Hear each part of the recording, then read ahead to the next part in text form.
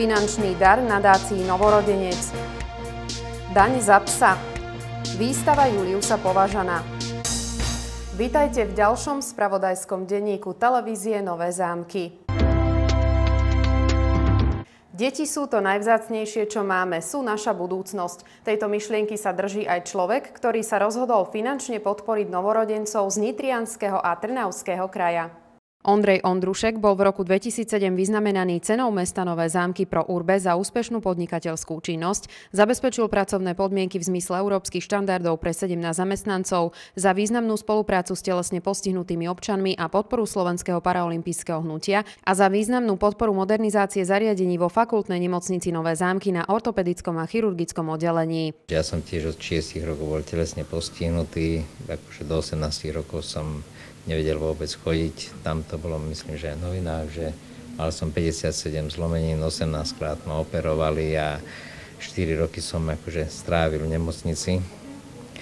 V 18 som sa naučil chodiť a potom som aj nastúpil sem akože do nemocnice, tu som robil 8 rokov. Počas slávnostného odovzdávania ocenení sa Ondrej Ondrušek vyjadril, že 40 000 korún, ktoré k oceneniu patria, zdvojnásobí a použije na dobročinné účely. 13. decembra 2007 tak na novorodeneckej klinike fakultnej nemocnice v Nových Zámkoch odovzdal symbolický šek na 40 000 korún prednostovi kliniky Františkovi Bauerovi pre nadáciu Novorodenec. Táto položka, to je maličkosť, čo sa toho týka, lebo keď mi tí lekári zavolajú a poprosia ma, viem, že tu žijem v Nových Zámkoch.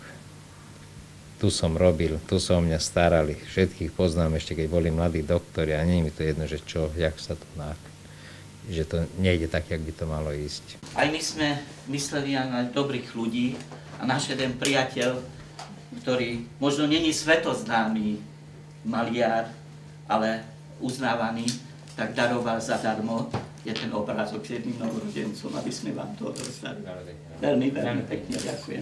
Že nie vtedy treba, keď už horí, ale vtedy treba dávať, aby tu nábolo, lebo určite, že ako povedal tu na pán primár, že každá koruna pre nich je dôležitá. A vieme jedno, že môžeme tu mať najlepších odborníkov, nebudú mať prístroje, nebudú vedieť robiť. 40 000 je síce len nepatrnou čiastkou, ale každá koruna určite pomôže aj novorodeneckému oddeleniu, pretože kompletná a kvalitná zdravotnícka starostlivosť nemôže fungovať bez prístrojov, na ktoré sú potrebné finančné prostriedky. Preto ak sa aj vy rozhodnete podporiť túto myšlienku, môžete pomôcť na čísle účtu 3476 5095/0900.